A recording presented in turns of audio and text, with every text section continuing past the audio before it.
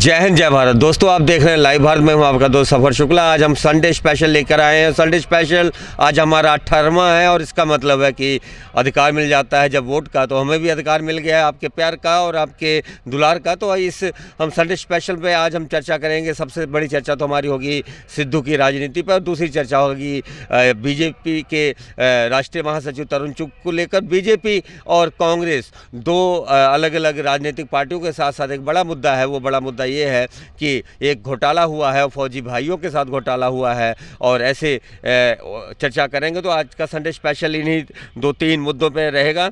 और किसान मुद्दा हमारा आखिरी मुद्दा होगा, इसलिए आखिरी होगा क्योंकि आज राहुल की रैली है। तो हम पहले राहुल से बात करें या पहले हम सिद्धू से बात करें या राहुल सिद्धू दोनों को जोड़ के बात करें? तो दोनों को जोड़ के बात करते हुए आप भाषा का प्रयोग जो मर्जी करें, लेकिन हमारे दर्शकों को पूरे सिलसिलेवार बताएं और माइक कुछ देर के लिए खुद ही संभालें। जी ਲਾਈਵ ਭਾਰਤ ਦੇਖ ਰਹੇ ਸਾਰੇ ਦਰਸ਼ਕਾਂ ਨੂੰ ਮੇਰੇ ਵੱਲੋਂ ਸਤਿ ਸ੍ਰੀ ਅਕਾਲ। ਰਾਹੁਲ ਗਾਂਧੀ ਤੋਂ ਸਟਾਰਟ ਕਰੀਏ ਜਾਂ ਨਵਜੋਤ ਸਿੰਘ ਸਿੱਧੂ ਤੋਂ ਸਟਾਰਟ ਕਰੀਏ? ਗੱਲ ਦੋਨਾਂ ਤੇ ਪੰਜਾਬ ਤੇ ਆ ਕੇ ਮੁੱਕਦੀ ਤੇ ਪੰਜਾਬ ਦੀ ਸ਼ੁਰੂਆਤ ਕਰਦੇ ਨਵਜੋਤ ਸਿੰਘ ਸਿੱਧੂ ਤੋਂ। ਅੱਜ ਸਵੇਰੇ ਹਰੀਸ਼ ਰਾਵਤ ਜੀ ਵੱਲੋਂ ਜਦੋਂ ਸ਼ੁਰੂਆਤ ਕੀਤੀ ਗਈ, ਉਹਨਾਂ ਦੇ ਘਰ ਬ੍ਰੇਕਫਾਸਟ ਕੀਤਾ ਗਿਆ ਤੇ ਉਹਨਾਂ ਨੂੰ ਕਨਵਿੰਸ ਕੀਤਾ ਗਿਆ ਨਾਲ ਜਾਣ ਦਾ ਰਾਹੁਲ ਗਾਂਧੀ ਦੀ ਰੈਲੀ ਦੇ ਵਿੱਚ ਲੁਧਿਆਣੇ ਤੋਂ ਮੋਗੇ ਨੂੰ। ਬੱਬਣੀ ਕਲਾਂ ਜਾਂ ਬੈਨੀ ਕਲਾਂ, ਸ਼ਾਇਦ ਮੈਂ ਜੇ ਨਾਂ ਨਹੀਂ ਭੁੱਲਦਾ, ਉੱਥੇ ਅੱਜ ਰੈਲੀ ਚੱਲ ਰਹੀ ਹੈ। ਨਵਜੋਤ ਸਿੰਘ ਸਿੱਧੂ ਦੀ ਇਸ ਰੈਲੀ ਦੇ ਵਿੱਚ ਲਗਾਤਾਰ ਦਹਾੜਦੇ ਹੋਏ ਸ਼੍ਰੋਮਣੀ ਅਕਾਲੀ ਦਲ ਨੂੰ ਤੇ ਭਾਰਤੀ ਜਨਤਾ ਪਾਰਟੀ ਨੂੰ, ਭਾਰਤ ਸਰਕਾਰ ਨੂੰ ਲਗਾਤਾਰ ਉਹਨਾਂ ਨੇ ਵੰਗਾਰਿਆ ਤੇ ਆਪਣਾ ਸੁੱਤਾ ਹੋਇਆ ਸ਼ੇਰ ਜਗਾ ਲਿਆ। ਤੇ ਸਟੇਜ ਦੇ ਉੱਤੇ ਇਸ ਟਾਈਮ ਪੂਰੀ ਤਰ੍ਹਾਂ ਹੋਣ ਦਾ ਲਾਈਵ ਟੈਲੀਕਾਸਟ ਦੀ ਗੱਲ ਕਰਾਂ ਤੇ ਪੂਰੀ ਤਰ੍ਹਾਂ ਛਾਏ ਹੋਏ ਨੇ। ਦੇਖੋ, ਇਸ ਸਿਲਸਿਲੇ ਦੇ ਵਿੱਚ ਜਦੋਂ ਰਾਵਤ ਜੀ ਨੇ ਆ ਕੇ ਉਹਨਾਂ ਨੂੰ ਭਰੋਸੇ ਵਿੱਚ ਲਿਆ ਤੇ ਇੱਕ ਹੋਰ ਉਹਨਾਂ ਦਾ ਰਾਹ ਖੁੱਲ੍ਹ ਗਿਆ। ਉਹ ਰਾਹ ਹੈ ਉਹਨਾਂ ਦੀ ਤਾਜਪੋਸ਼ੀ ਦਾ, ਜਾਂ ਉਹ ਡਿਪਟੀ ਸੀਐਮ ਦੇ ਤੌਰ 'ਤੇ ਆਉਣਗੇ ਤੇ ਜਾਂ ਤੇ ਉਹ ਪੰਜਾਬ ਪ੍ਰਧਾਨ ਦੀ ਜਿਹੜੇ ਮਤਲਬ ਅਹੁਦੇ 'ਤੇ ਆਉਣਗੇ। ਸਾਡਾ ਵਿਸ਼ਾ ਉਹਨਾਂ ਦੀ ਅਹੁਦੇਦਾਰੀ 'ਤੇ ਨਹੀਂ ਹੈ, ਸਾਡਾ ਵਿਸ਼ਾ ਜਨਤਾ ਨਾਲ ਜੁੜਿਆ ਹੋਇਆ ਹੈ। ਜਨਤਾ ਕੀ ਚਾਹੁੰਦੀ ਹੈ, ਆਖਰੀ ਫੈਸਲਾ ਤੇ ਜਨਤਾ ਨੇ ਕਰਨਾ ਹੈ। ਜਨਤਾ ਕਾਫੀ ਦਿਨਾਂ ਤੋਂ ਉਹਨਾਂ ਨੂੰ ਸੁਣਨਾ ਚਾਹੁੰਦੀ ਸੀ। ਉਹਨਾਂ ਦੀ ਫੈਨ ਫੋਲੋਇੰਗ ਹੈਗੀ ਜ਼ਰੂਰ ਹੈ, ਪਰ ਸਾਡਾ ਸਵਾਲ ਲਾਈਵ ਭਾਰਤ ਤੋਂ ਨਵਜੋਤ ਸਿੰਘ ਸਿੱਧੂ ਨੂੰ ਇਹ ਹੈ ਵੀ ਕੀ ਉਹ ਇੱਕ ਪੋਸਟ ਜਿਹੜੀ ਡਿਪਟੀ ਸੀਐਮ ਦੀ ਲੈ ਕੇ ਉਹ ਇਨਸਾਫ ਕਰ ਪਾਉਣਗੇ ਪੰਜਾਬ ਦੇ ਨਾਲ? ਜੇ ਅਗਰ ਉਹਨਾਂ ਨੂੰ ਉਹ ਪੋਸਟ ਨਹੀਂ ਮਿਲਦੀ ਤਾਂ ਕੀ ਉਹ ਫਿਰ ਇਸੇ ਤਰ੍ਹਾਂ ਹੀ ਅੰਡਰਗਰਾਊਂਡ ਹੋ ਜਾਣਗੇ ਜਾਂ ਅੰਦਰ ਬਹਿ ਜਾਣਗੇ ਜਿਸ ਤਰ੍ਹਾਂ ਕੁਛ ਦਿਨਾਂ ਤੋਂ ਬੈਠੇ ਹੋਏ ਨੇ? ਮੈਂ ਸਫਰ ਜੀ ਨਾਲ ਇਹੋ ਚਰਚਾ ਕਰਾਂਗਾ ਵੀ ਜਿਹੜੀ ਉਹਨਾਂ ਦੀ ਚੁੱਪ, ਕੀ ਉਹ ਜਨਤਾ ਨੂੰ ਇਨਸਾਫ ਦਿਵਾਉਣ ਲਈ ਸੀ ਕਿ ਜਾਂ ਆਪਣੀ ਪੋਸਟ ਲੈਣ ਵਾਸਤੇ ਸੀ? ਵੀ ਹੁਣ ਸ਼ਾਇਦ ਜਦੋਂ ਹਰੀਸ਼ ਰਾਵਤ ਜੀ ਨੇ ਆ ਕੇ ਹੱਥ ਫੇਰ ਦਿੱਤਾ ਉਹਨਾਂ ਦੇ ਉੱਤੇ ਤੇ ਉਹਨਾਂ ਨੂੰ ਪੋਸਟ ਮਿਲਣ ਦੀ ਇੱਕ ਜਿਹੜਾ ਰਾਹ ਖੁੱਲ੍ਹਦਾ ਨਜ਼ਰ ਆ ਰਿਹਾ, ਚਾਹੇ ਉਹ ਪੰਜਾਬ ਪ੍ਰਧਾਨਗੀ ਹੋਵੇ ਚਾਹੇ ਡਿਪਟੀ ਸੀਐਮ ਹੀ ਹੋਵੇ।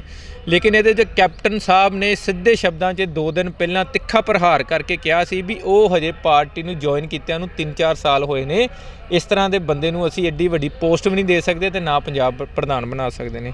ਤੇ ਮੇਰੇ ਖਿਆਲ ਸਫਰ जी ज़्यादा बेटर दस सकणगे भी आंदे समय। नहीं, मैं बिल्कुल आपकी बात से सहमत हूँ। प्रलोभन जो भी दिया गया हो, लेकिन सबसे बड़ी बात है तो हो सकता है 2022 का उनको चीफ मिनिस्टर घोषित कर दे कांग्रेस, ऐसा प्रलोभन भी हो। नहीं, बिल्कुल नहीं, इस तरह का कुछ भी प्रलोभन नहीं होना। मैं पहले एपीसोड तो लैके हुण तक यह गल कर रहा भी कैप्टन साहब बड़े स्ट्रोंग कैंडीडेट ने। 50 ਤੋਂ ਲੈ ਕੇ 55 ਜਿਹੜੇ MLA ਉਹਨਾਂ ਦੇ ਸੰਪਰਕ 'ਚ ਨੇ। ਅੱਜ ਦੀ ਡੇਟ ਦੇ ਵਿੱਚ ਸਥਿਤੀ ਦੇਖੋ ਵੀ ਜਿੰਨੇ ਉਹਨਾਂ ਦੇ ਮੰਤਰੀ ਨੇ, ਉਹ ਚਾਹੇ ਧਰਮਸੋਤ ਹੋਵੇ ਜਿਹਦੀ ਜ਼ੋਰਦਾਰ ਵਿਰੋਧਤਾ ਹੋਈ ਏ ਸਾਰੀਆਂ ਪਾਰਟੀਆਂ ਵੱਲੋਂ, ਆਮ ਆਦਮੀ ਪਾर्टी ਵੱਲੋਂ, भारतीय जनता पार्टी। नहीं, मैं दस रहा ऐसा भी हो सकता है कैप्टन को राष्ट्रीय राजनीति में ले जाया जाए, क्योंकि बहुत बड़े राष्ट्रीय राजनीति में दिल्ली जाके दिल्ली में कोई बड़ा पद दे के उनको वहाँ बिठा दिया जाए। बिल्कुल नहीं जी, ਆਪਣੇ ਪ੍ਰਾਂਤ ਨੂੰ ਕੋਈ ਛੱਡਣਾ ਨਹੀਂ ਚਾਹੁੰਦਾ ਮੁੱਖ ਮੰਤਰੀ, ਨਾ ਹੀ ਉਹ ਦਿੱਲੀ ਜਾਣਗੇ।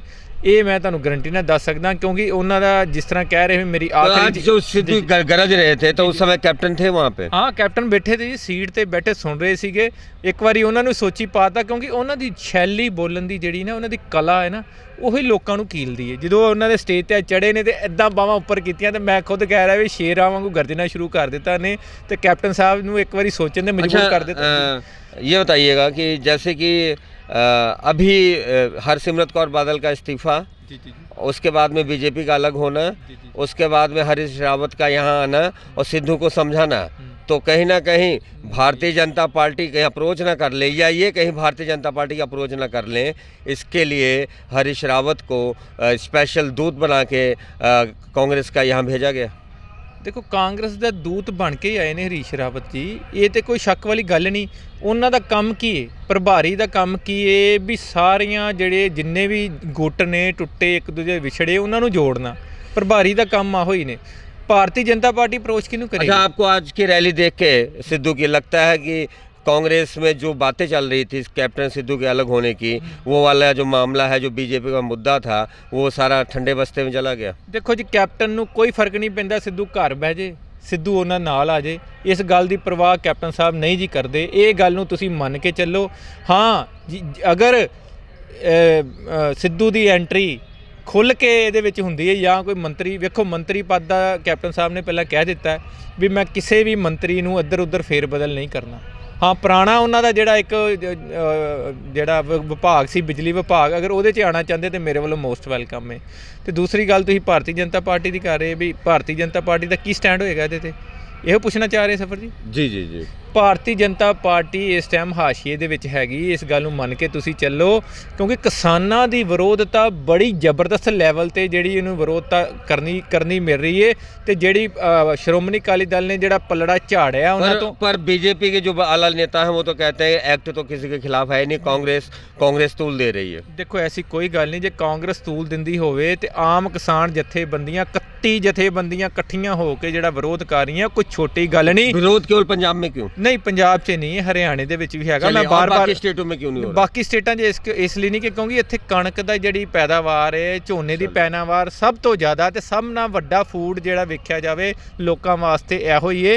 ਫਸਲੀ ਚੱਕਰ ਤੋਂ ਪੰਜਾਬ ਦੇ ਕਿਸਾਨ ਬਾਹਰ ਨਹੀਂ ਹੈ, ਸਾਰਾ ਦਾਰੋਮਦਾਰ ਪੰਜਾਬ ਦਾ ਝੋਨੇ ਤੇ कणक से जुड़िया हुआ है। बिल्कुल ठीक है। और किसान यहाँ पे डट के, मैं समझता हूँ कि कोई भी एक्ट पास होना चाहिए तो उस एक्ट को कम से कम किसान के अगर संबंधित है तो 31 लोगों को ही बुलाना है ना जी, 31 प्रतिनिधि लोगों को बुला के अगर मोदी सरकार उनको संतुष्ट कर देती तो ये सारे चीज़ें ना होती। ਦੇਖੋ ਮੈਂ ਇੱਥੇ ਇੱਕ ਗੱਲ ਤੁਹਾਨੂੰ ਜੋੜਨ ਲੱਗਾ ਵੀ ਹਰਸਿਮਰਤ ਕੌਰ ਬੀਬਾ ਨੇ ਜਦੋਂ ਅਸਤੀਫਾ ਦਿੱਤਾ ਹੈ ਤੇ ਅਸਤੀਫਾ ਦੇਣ ਤੇ ਉਹਨਾਂ ਨੇ ਇੱਕ ਗੱਲ ਕਹੀ ਹੈ, ਉਹ ਬੜੀ ਇੱਕ ਵਿਸ਼ਾ ਜਿਹਾ ਇੱਕ ਲੱਗ ਰਿਹਾ, ਇੱਕ ਅਲੱਗ ਤਰ੍ਹਾਂ ਦਾ, ਵੀ ਉਹਨਾਂ ਨੇ ਇਹ ਕਿਹਾ ਵੀ ਅਸੀਂ ਕਿਸਾਨਾਂ ਨੂੰ ਸਮਝਾਉਣ ਵਿੱਚ ਸਫਲ ਨਹੀਂ ਹੋਏ। ਨਹੀਂ ਹੋਏ, ਸਫਲ ਨਹੀਂ ਹੋਏ। ਇਹਦਾ ਮਤਲਬ ਹੋ ਸਕਦਾ ਵੀ ਉਹਨਾਂ ਨੂੰ ਐਕਟ ਚੰਗਾ ਲੱਗਦਾ ਹੋਵੇ, ਪਰ ਮੈਂ ਇੱਕ ਨਿੱਜੀ ਤੌਰ ਤੇ ਆਪਣੀ ਰਾਏ ਆ ਦਿੰਨਾ ਵੀ ਕਈ ਵਾਰ ਸਾਨੂੰ ਚੈਨਲਾਂ ਤੋਂ ਜਦੋਂ ਅਸੀਂ ਖਬਰਾਂ ਕਰਦੇ ਹਾਂ ਕਿਸਾਨਾਂ ਦੀ ਰੈਲੀਆਂ 'ਚ ਜਾ ਰਹੇ ਪੋਲੀਟੀਕਲ ਪਾਰਟੀ, ਤੇ ਬਹੁਤ ਸਾਰੀ ਸਾਡੇ ਚੈਨਲ ਦੀ ਵਿਰੋਧਤਾ ਕਰਦੇ ਵੀ ਤੁਸੀਂ ਪੁਰਾਣੇ ਮੋਦੀ ਮੀਡੀਆ, ਤੁਸੀਂ ਗੋਦੀ ਮੀਡੀਆ, ਤੁਸੀਂ ਉਹ।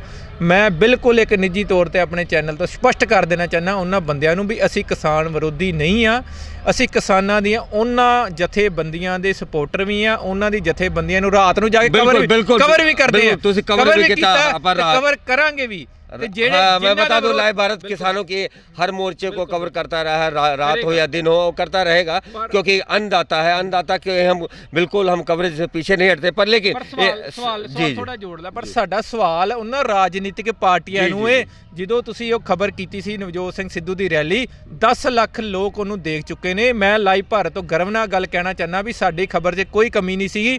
ਜਿਹੜੇ ਥੱਲੇ ਬੋਲਣ ਵਾਲੇ ਉਹ ਉਹਨਾਂ ਦੇ ਹੋਣਗੇ। ਨਹੀਂ, ਮੈਂ ਗੱਲ ਦੱਸ ਰਿਹਾ ਜਨਤਾ ਨੂੰ। ਭੋਗਤੇ ਕੌਣ ਹੈ? नहीं मैं मेरा जनता नु, चलिए भोगते मैं कहता हूँ ना, मेरी खबर थी, मैं कहता हूँ भोगते। चलिए एक बात बताइए, अभी आज खुलासा लाइव भारत कर रहा है बहुत बड़ा, अभी खबर चलने वाली होगी थोड़ी देर में, या चल चुकी होगी कि कुछ अस्पतालों के नाम आए हैं जिसमें कुछ स्कैन सेंटर भी हैं और कुछ उनके खिलाफ FIR दर्ज हुई है। और इस मामले में कि जो सैनिक हैं, पूर्व सैनिक, उनके इलाज के नाम पर ये बहुत बड़ा FIR दर्ज हुई है। और सेना के कई अधिकारी हैं जो तरन तारण और खरूर साहब से भी जुड़े हुए हैं। तो आखिर कोरोना के संकट काल में एक तो दूसरी तरफ ऐसा घोटाला, आप क्या समझते हैं ये? देखो जी, मैं तो कहना भी एक बहुत माइनर जिहा घोटाला आ। ਤਬੂਤ ਘਟਾਲਾ ਸੁਣ ਲਿਆ ਸੀ ਇੱਕ ਵਾਰੀ ਤੁਸੀਂ, ਸ਼ਾਇਦ ਰਾਜਨੀਤੀ ਨਾਲ ਬੜੇ ਪੁਰਾਣੇ ਜੁੜੇ ਰਹੇ ਨੇ, ਵੀ ਉਹਨਾਂ ਦੇ ਕਫਨਾਂ ਤੱਕ ਦੇ ਵਿੱਚ ਵੀ ਜਿਹੜੇ ਆਣੇ ਸੀਗੇ ਉਹਦੇ ਵਿੱਚ ਵੀ ਇੱਕ ਘਟਾਲਾ ਹੋ ਗਿਆ। ਘਟਾਲੇ ਜਿਹੜੇ ਨਾ ਉਹ ਵੀ ਆਪਣੀ ਫੌਜ ਨਾਲ, ਇਹ ਬੜਾ ਇੱਕ ਸ਼ਰਮਨਾਕ ਵਿਸ਼ਾ ਹੈ। ਇਹ ਗੱਲਾਂ ਸੁਣ ਕੇ ਸਾਡਾ ਸਿਰ ਝੁਕ ਜਾਂਦਾ ਹੈ ਵੀ ਇਹੋ ਜਿਹੇ ਬੰਦਿਆਂ ਜਿਹੜੇ ਸਾਡੇ ਲਈ ਜਾਨ ਦੇਣ ਨੂੰ ਤਿਆਰ ਬੈਠੇ ਨੇ, ਉਹਨਾਂ ਨਾਲ ਧੋਖਾ ਹੋ ਰਿਹਾ। ਤੇ ਕਰ ਕੌਣ ਰਹੇ ਨੇ?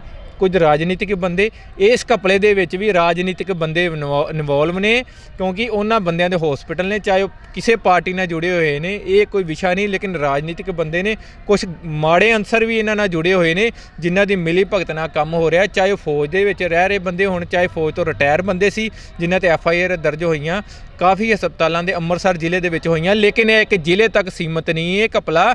ਅਗਰ ਇਹਨੂੰ ਸਰਕਾਰੀ ਤੌਰ ਤੇ ਫੌਜ ਆਪਣੇ ਲੈਵਲ ਤੇ ਉੱਪਰ ਇਨਕੁਆਇਰੀ ਕਰੇ ਤੇ ਮੈਨੂੰ ਲੱਗਦਾ ਸਾਰੇ ਭਾਰਤ ਵਿੱਚ ਇਹੋ ਜਿਹੇ ਘਪਲੇ ਨਜ਼ਰ ਆਉਣਗੇ। ਇਹ ਕੋਈ ਮਤਲਬ ਇੱਕ ਚਿੰਗਾਰੀ ਲੱਗੀ ਹੈ, ਜੇ ਇਹਨੂੰ ਚੰਗੀ ਤਰ੍ਹਾਂ ਆਪਾਂ ਦੇਖੀਏ ਨਿਚੋੜ ਕੇ ਇਹਦੀ ਜਿਹੜੇ ਐਕਸਪੈਂਡ ਜਿਹੜਾ ਸਿਸਟਮ ਹੈ ਨਾ, ਜੇ ਅਗਰ 25 ਬੰਦਿਆਂ ਤੇ FIR ਹੋਏਗੀ, ਮੈਨੂੰ ਲੱਗਦਾ 250 ਬੰਦਿਆਂ ਤੇ FIR ਸਾਰੇ ਪੰਜਾਬ के बिल्कुल ये मामले की जांच का विषय फिलहाल ये जांच चल रही है। अच्छा सर, एक तो ये वाला मसला हो गया कोरोना और आज लॉकडाउन का पहला संडे।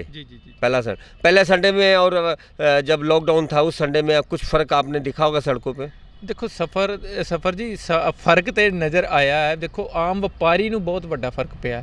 ਜੋ ਆਜ਼ਾਦੀ ਇੱਕ ਵਪਾਰੀ ਚਾਹੁੰਦਾ ਸੀ ਨਾ, ਉਹ ਆਜ਼ਾਦੀ ਉਹਨੂੰ ਅੱਜ ਮਹਿਸੂਸ ਹੋ ਰਹੀ ਹੈ। ਪਰ ਪਬਲਿਕ ਡਰ ਰਹੀ ਹੈ ਕਿਆ? ਨਹੀਂ, ਪਬਲਿਕ ਦੇ ਮਨ ਦੇ ਵਿੱਚ ਕੋਈ ਡਰ ਨਹੀਂ, ਇਹਨੂੰ ਤੁਸੀਂ ਮੰਨ ਕੇ ਚੱਲੋ। ਪਬਲਿਕ ਦੇ ਮਨ ਦੇ ਵਿੱਚ ਡਰ ਮੀਡੀਆ ਨੇ ਪਹਿਲਾਂ ਸਟਾਰਟਿੰਗ ਤੇ ਬਹੁਤ ਜ਼ਿਆਦਾ ਪਾਇਆ ਸੀ, ਜਿਹਦੇ ਕਰਕੇ ਲੋਕ ਲੁਕਦੇ ਫਿਰਦੇ ਸੀ ਟੈਸਟ कराने तो भी। नहीं, मीडिया ने क्या क्लियर कर दिया। मीडिया ने क्या किया? हम तो केवल गिनती बताते थे और वो जो इलाके में है उस इलाके की रिपोर्टिंग कि इसको जोन में ला दिया गया यहाँ पे, हम तो ये लाते थे। तो मीडिया इसमें क्या बदनामी कर रहे हैं आप? मैं मीडिया ਨੂੰ ਇਹ ਦੋਸ਼ ਦੇਣ ਰਿਹਾ ਵੀ ਮੀਡੀਆ ਦੇ ਥਰੂ ਸਹੀ ਖਬਰਾਂ ਨਹੀਂ ਉਸ ਤੱਕ ਲੋਕਾਂ ਤੱਕ ਪਹੁੰਚੀਆਂ। ਲੋਕਾਂ ਨੂੰ ਜਾਣਕਾਰੀ ਦੀ ਖਬਰਾਂ ਪਹੁੰਚਣੀ, जागरूकता होनी चाहिए, जागरूकता। ओके नहीं, डराने वाले सोशल मीडिया भी हो सकता है। सोशल मीडिया जी ਤੁਸੀਂ ਅੱਜ ਜਾ ਕੇ ਦੇਖ ਲਓ, ਕਿਸੇ ਇੱਕ ਵੈਨ ਜਿਹੜੀ ਜਾਂਦੀ ਹੈ ਟੈਸਟ ਕਰਨ, ਜੇ ਉਹ ਵੈਨ ਜਾ ਰਹੀ ਹੈ ਤੇ ਇੱਕ ਵੈਨ ਦੇ ਵਿੱਚ ਕੱਲ ਇੱਕ ਇਲਾਕਾ ਇਸਲਾਮਾਬਾਦ ਵਿੱਚ ਟੈਸਟ ਹੋਏ ਨੇ, 25 ਟੈਸਟ ਹੋਏ ਨੇ। ਮੈਂ ਬੜਾ ਹੈਰਾਨ ਆ ਵੀ ਉੱਥੇ ਘੱਟੋ ਘੱਟ 100 ਟੈਸਟ ਹੋਣੇ ਚਾਹੀਦੇ ਸੀ ਮਿਨੀਮਮ। ਕਾਰਨ ਕੀ ਹੈ ਵੀ ਐਡੀ ਵੱਡੀ ਆਬਾਦੀ ਜਿੱਥੇ 14 15 1600 ਇੱਕ ਵਾਰਡ ਦੇ ਵਿੱਚ 16 17 ਜਾਂ ਮਤਲਬ नहीं तकरीबन 20,000 बंदा उस वार्ड में रहता है। पर घनी आबादी है तो इनका यही कहना है कि घनी आबादी में टेस्ट जब गिनती में हो तो इसका मतलब दिखावा है, यही ये कहना चाहते हैं। सबसे बड़ी बात कि हम आपको बता दें कि लाइव भारत वही बताता है जो सच और सच के सिवा कुछ नहीं कहता। तो हमने कई बार अलग अलग मुद्दे पे बातें उठाई, और रही संकट काल में इस समय जो आपने अभी घोटाला हुआ जैसे सैनिक भाइयों के साथ हुआ और नामजद, ये सबसे पहले लाइव भारत इसका पर्दाफाश आज कर रहा है और कर दिया है। तो आप ये बताइए, ऐसा ही तुली लैब से काम हमने शुरू किया, लाइव भारत ने सबसे पहले खबर दिखाई। तो कुल मिला के हम आवाज़ उठाते हैं, सच की उठाते हैं, और सच यही है कि आज सिद्धू रैली कर रहे हैं और राहुल बगल में बैठे हैं। राहुल भी कुछ मुस्कुरा रहे थे पहुंचे हुए तो। बिल्कुल मुस्कुराहट देखो, इन्नी पब्लिक बहुत इकट्ठी हुई है, तो कोई दो राय नहीं है, चाहे वो किस तरह भी हुई, एक अलग विषय। कांग्रेस का शक्ति प्रदर्शन, हाँ शक्ति जिस तरह का कोरोना के संकट काल में आज लॉकडाउन हट गया है, और लॉकडाउन क्यों हटा ये मैं नहीं जानता, लेकिन आज राहुल की रैली भी बहुत विशाल ढंग से हो गई है और हजारों की गिनती वहाँ पहुँचे हैं। तो मैं समझता है कि कहीं ना कहीं कोरोना का संकट का लॉकडाउन आज जो हटाया है, कहीं ना कहीं सियासत भी ना कहीं अगर जोड़ी जाए तो गोदी मीडिया जोड़ सकती है, क्योंकि सियासत आज ही क्यों हटाया गया, क्योंकि आज ही रैली थी, हजारों में लोग आए हैं, और कोरोना से कितने खौफ में होंगे ये तो रैली में वहाँ पे लोग जानते ही होंगे। वैसे आपको लगता है सभी लोग मास्क पहन के आए होंगे? नहीं, देखो मास्क वाला इशू ਜਿਹੜਾ ਨਾ ਇਹ ਤੁਸੀਂ ਛੱਡ ਕੇ ਚੱਲੋ। ਤੁਸੀਂ ਸਟੇਜ ਤੇ ਬੈਠੇ ਬੰਦਿਆਂ ਦੇ ਵੀ ਮਾਸਕ ਨਹੀਂ ਤੁਸੀਂ ਦੇਖੋਗੇ। ਦੇਖੋ ਮੈਂ ਇੱਕੋ ਗੱਲ ਦੱਸਾਂ ਵੀ ਕਰੋਨਾ ਦਾ ਡਰ ਵੀ ਘਟ ਗਿਆ ਹੁਣ। ਕਾਫੀ ਲੋਕ ਇਸ ਤਰ੍ਹਾਂ, ਜਿਸ ਤਰ੍ਹਾਂ ਹੁਣ ਮੈਂ ਇੱਕ ਹੋਰ ਖੁਲਾਸਾ ਕਰ ਦੇਣਾ, ਅਸੀਂ ਲਾਈਵ ਭਾਰਤ ਦੀ ਟੀਮ ਤੋਂ ਗੱਲ ਕਰ ਰਹੇ ਹਾਂ। ਬਹੁਤ ਵਾਰੀ ਸਾਨੂੰ ਕਮੈਂਟ ਆਉਂਦੇ ਵੀ ਤੁਸੀਂ ਖੁਦ ਮਾਸਕ ਨਹੀਂ ਪਾਇਆ।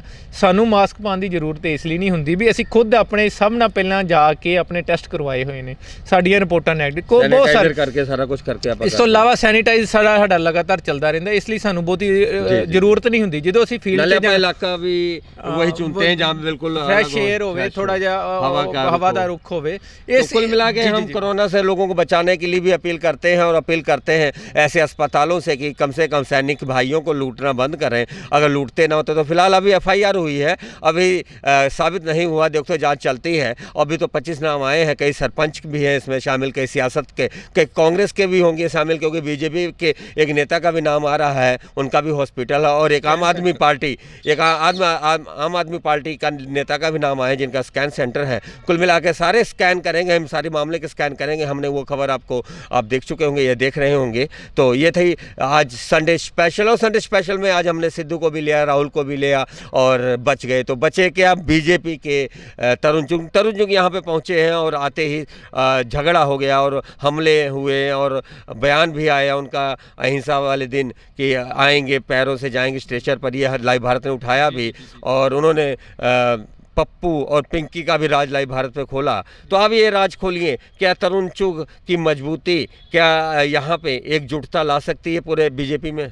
देखो जी, मैं सफर जी गल क्लीयर कर देना चाहना भी एड्डा ਵੱਡਾ ਉਹਦਾ ਉਸ ਬੰਦੇ ਨੂੰ ਜਿਹਦਾ ਗਰਾਊਂਡ ਲੈਵਲ ਤੇ ਜ਼ੀਰੋ। ਮੈਂ ਬਿਲਕੁਲ ਕਲੀਅਰ ਕਰ ਦੇਣਾ ਵੀ ਗਰਾਊਂਡ ਤੇ ਅੱਜ ਦੀ ਤੁਸੀਂ ਡੇਟ 'ਚ ਦੇਖੋ ਵੀ ਤਰਨ ਚੁੱਗ ਜਿਸ ਤਰ੍ਹਾਂ ਦਾ ਉਹਨੂੰ ਰਾਸ਼ਟਰੀ ਜਨਰਲ ਸਕੱਤਰ ਬਣਾ ਦਿੱਤਾ ਗਿਆ, ਜੇ ਉਹਨੂੰ ਕੌਂਸਲ ਦੇ ਥੱਲੇ ਇਲੈਕਸ਼ਨ ਖਿਲਾਰ ਦਿਓ ਤਾਂ ਉਹ ਵੀ ਹਾਰ ਜਾਏਗਾ। नहीं, ये आप कैसे कह सकते ਨਹੀਂ, हैं? ਮੈਂ ਇਸ ਤਰ੍ਹਾਂ ਕਹਿ ਰਿਹਾ ਵੀ ਗਰਾਊਂਡ ਲੈਵਲ ਤੇ ਉਹਦੇ ਜਿਹੜੇ ਬੀਜੇਪੀ ਨਾਲ ਜੁੜੇ ਬੰਦੇ ਉਹਨਾਂ ਨੂੰ ਪੁੱਛ ਕੇ ਦੇਖ ਲਓ, ਉਹਨੂੰ ਗਰਾਊਂਡ ਲੈਵਲ ਤੇ नहीं, तो फिर इतना बड़ा ओहदा कैसे मिल गया? ਮੈਨੂੰ ਨਹੀਂ ਇਹ ਪਤਾ ਕਿਸ ਤਰ੍ਹਾਂ ਮਿਲਿਆ। ਉਹ ਸੰਘ ਦੀ ਬੈਗ ਦੇ ਹੋਣ ਦੇ ਕਰਕੇ ਇੱਕ या वो अच्छा प्रवक्ता है, अच्छा बोलते हैं। ਹੈ ਆ ਹੋ ਸਕਦਾ ਇੱਕ ਵਿਚਾਰਧਾਰਾ ਦੇ ਨਾਲ ਜਿਹਦੇ ਨਾਲ ਜੁੜੇ ਨੇ, ਸੰਘ ਦਾ ਆਸ਼ੀਰਵਾਦ ਹੈ ਉਹਨਾਂ ਨੂੰ। मतलब आप ये कह सकते हैं जैसे यहाँ के राज्यसभा सांसद, मैं समझ, राज्यसभा सांसद, जैसे हम आपको खुलासा करते हैं, राज्यसभा सांसद जो है बीजेपी के श्वेत मलिक, वो पार्षद का चुनाव हार गए थे, तब भी उसको उन्होंने, बीजेपी ने उनको इतने पोस्ट पे और सांसद बनवाया राज्यसभा का।